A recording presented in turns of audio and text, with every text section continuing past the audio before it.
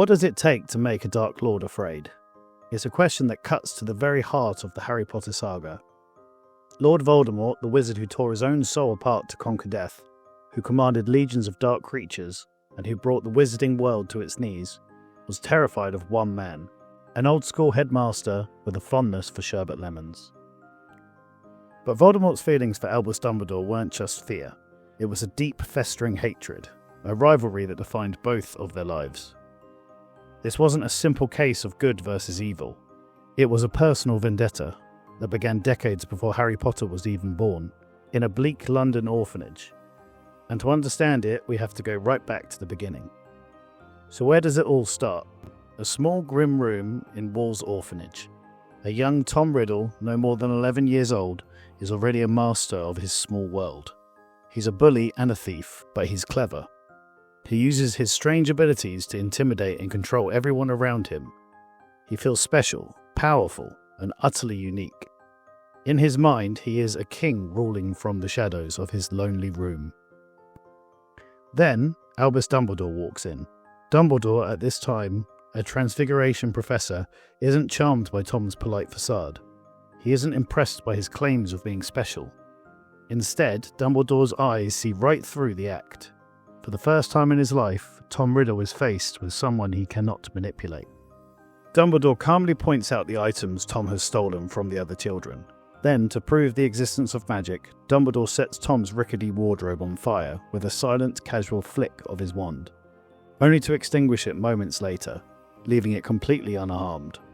Think about the psychological impact of this first meeting. Dumbledore wasn't just a professor, he was the first person to ever tell Tom Riddle no. He was the first authority figure who wasn't afraid of him, and who saw the darkness lurking beneath.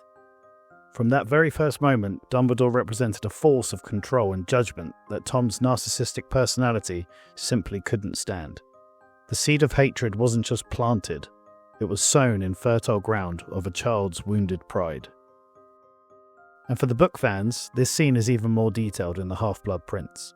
The movie focuses on the burning wardrobe, but the book reveals Dumbledore acting like a detective. He correctly identifies specific items Tom stole, like a yo-yo and a harmonica, and makes him confess to his acts of cruelty, including harming another orphan's rabbit and terrifying 2 children in a sea cave. It shows that Dumbledore didn't just sense Tom's power, he precisely diagnosed his cruelty from the very beginning.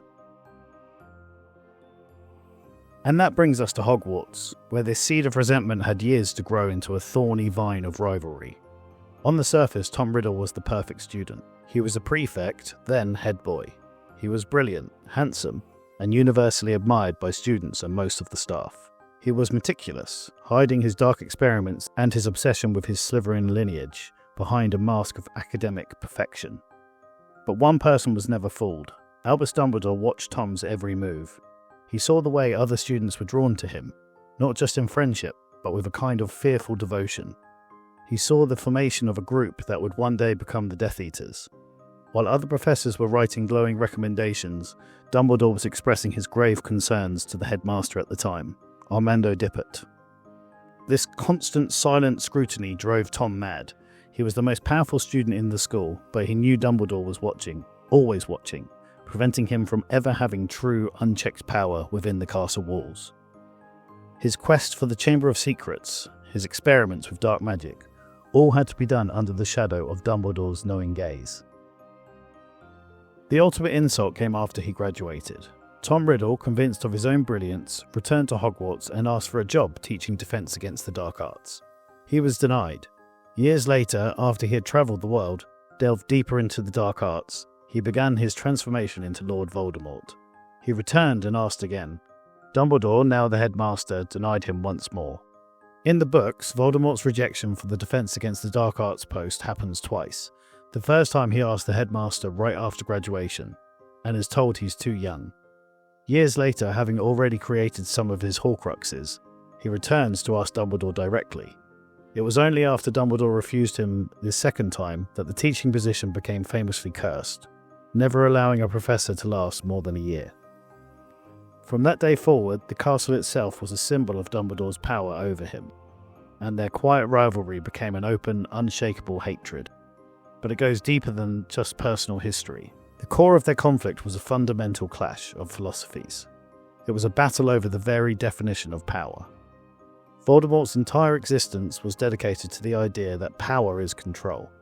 It is the ability to dominate, to instill fear, and ultimately to conquer death itself. He saw emotions like love and mercy as pathetic flaws, weaknesses to be exploited in others, and purged from oneself. His Horcruxes were the ultimate expression of this belief, a willingness to mutilate his own soul for the promise of eternal life, the ultimate control over his own mortality. Dumbledore, on the other hand, represented the complete opposite. He believed that true power wasn't found in dominance, but in choice, courage, and above all, love. He understood that love was a magic Voldemort could never grasp. It was Lily Potter's love that created a protection so powerful it destroyed Voldemort's body. It was this ancient, profound magic that Dumbledore championed, and Voldemort despised. While the movies do a great job showing Dumbledore's belief in love, the book goes much deeper into explaining its tangible, powerful form of magic.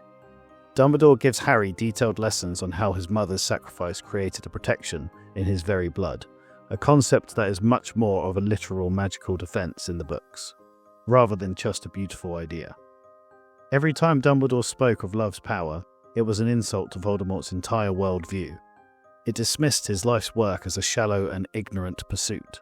Voldemort hated Dumbledore not just because he was an obstacle, but because Dumbledore's very existence suggested that Voldemort's definition of power was wrong. And this brings us to the final and most important piece of the puzzle. The one emotion that sits beneath all the layers of resentment, pride, and the ideology. Fear. As Dumbledore himself said, Voldemort feared death above all else. He built his entire life around avoiding it. But there was one other thing he feared just as much. The one wizard who could stand against him. The one wizard who was his equal, or perhaps his superior. Voldemort hated Dumbledore because he was afraid of him. He was afraid of his immense magical power, a power that could match his own in a duel. He was afraid of his intellect, his ability to unravel Voldemort's plans and secrets. But most of all, he was afraid of the things he couldn't understand. He feared Dumbledore's belief in love because it was a magic he couldn't counter. He feared Dumbledore's loyalty from others, like the Order of the Phoenix, because it was a loyalty earned through respect, not terror. Ultimately, Voldemort's hatred for Dumbledore was the story of a narcissist confronting his own limitations. Dumbledore was a living, breathing mirror showing Voldemort everything he was not, and everything he could never hope to be. He was a constant reminder that for all his dark knowledge and terrifying power, there was still a force in the world greater than him. And for a man who wanted to be master of all, that was an unforgivable truth. So to recap, it wasn't one single thing. It was a lifetime of perceived slights, from the orphanage to Hogwarts. It was a fundamental disagreement on the nature of magic itself, and it was all wrapped in a deep, gnawing fear of the one person who could truly stop him. That is why Voldemort hated and feared Albus Dumbledore. Let me know what your thoughts are on this epic rivalry in the comments below. If you enjoyed this deep dive into the Wizarding world, hit that like button, subscribe for more magical theories, and I'll see you in the next video. Thanks for watching.